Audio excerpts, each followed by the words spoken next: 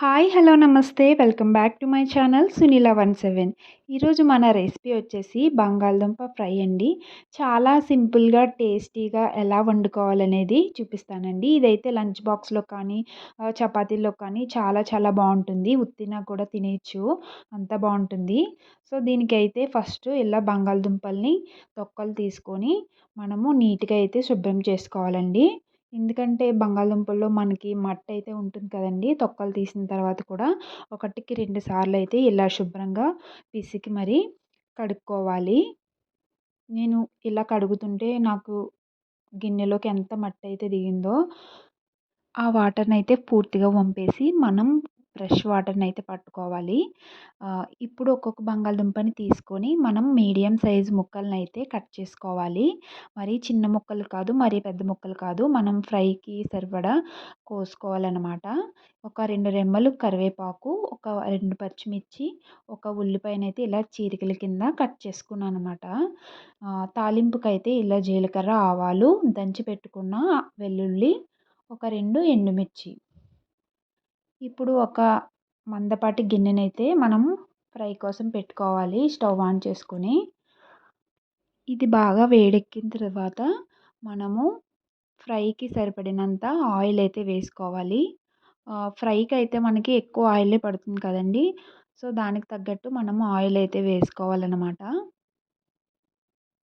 నేనైతే ఆయిల్ వేసుకున్నాను. దాని తర్వాత పోపు దినుసులైతే వేసుకుంటున్నాను. ఆవాలు, జీలకర్ర, దంచి పెట్టుకున్న వెల్లుల్లి, ఎండుమిర్చి అయితే వేయట్లేదండి మాడిపోతుందని. మధ్యలో అయితే వేస్తాను నేను. మీకు ఎలా కావాలంటే అలా వేసుకోవచ్చు. దాని తర్వాత కరివేపాకు అయితే వేస్తున్నానండి. చిట్పట్లాడుతూ ఆ ఫ్లేవర్ అంతా ఆయిల్లోకి దిగుతుందనమాట. వెల్లుల్లి మనం అయితే దంచి పెట్టుకున్నాం కదండీ! ఆ ఫ్లేవర్ కూడా మనకి మంచిగా దిగుతుందనమాట.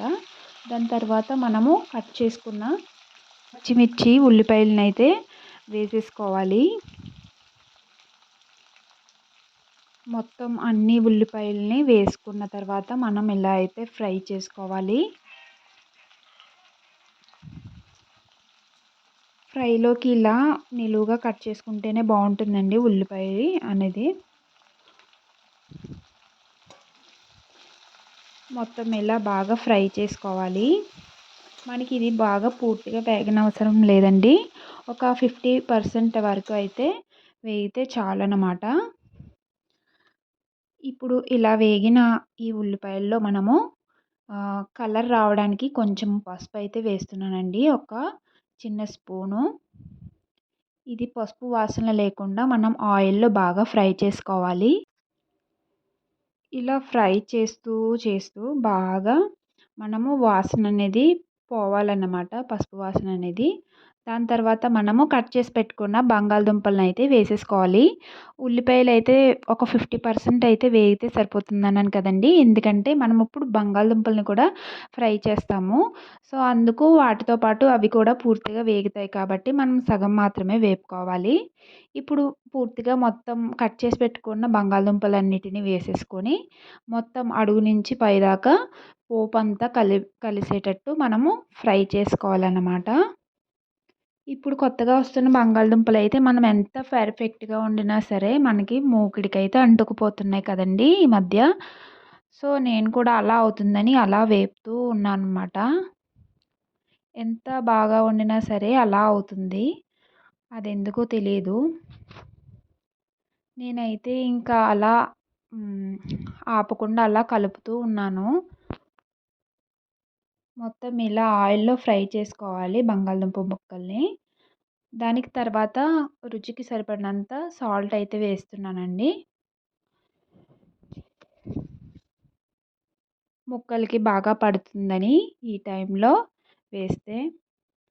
దాని తర్వాత మొత్తం సాల్ట్ అంతా ముక్కలకి పట్టేటట్టు పూర్తిగా వేపుకోవాలండి.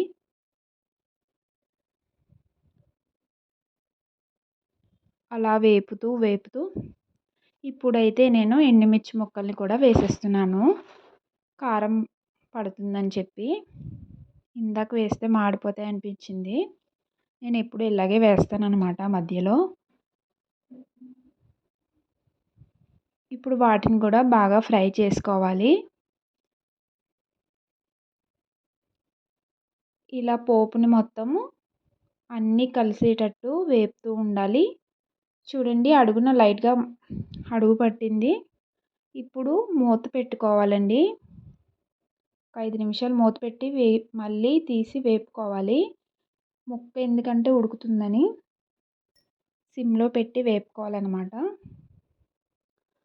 ఇప్పుడు ఫ్రై అయితే మనకి దగ్గరగా బాగా వేగిందండి.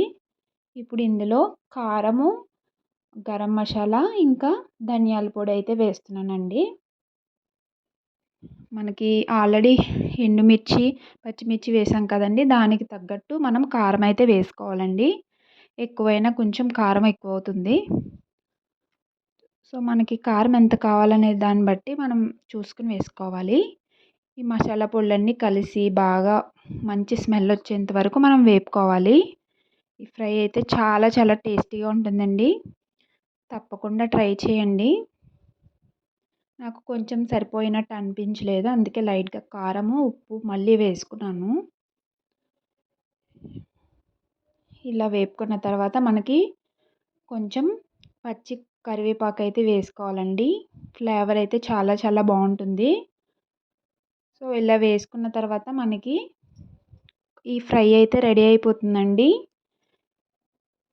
ఇది రైస్‌లోకి కానీ, చపాతీలోకి కానీ ఎన్నిటిలోకైనా బాగుంటుందండి. తప్పకుండా ట్రై చేయండి. ఫ్రై టేస్ట్ చెప్పడానికైతే కొంచెం రైస్ పెట్టుకున్నానండి. టేస్ట్ చేసి మీకు ఎలా ఉందో చెప్పాలి కదా! ఇది మనము పప్పుచారు, చారు అలాంటివి పెట్టుకున్నప్పుడు ఈ ఫ్రై చేసుకున్న చాలా బాగుంటుందండి. ఉత్తినే కూడా తినేయొచ్చు. అంత బాగుంటుంది. తప్పకుండా ట్రై చేయండి. నేనైతే టేస్ట్ చేశానండి. చాలా బాగుంది. ఆ వెల్లుల్లి ఫ్లేవర్ అనేది బాగా తెలుస్తుందండి నాకు. వీడియో నచ్చితే ఖచ్చితంగా లైక్ చేయండి.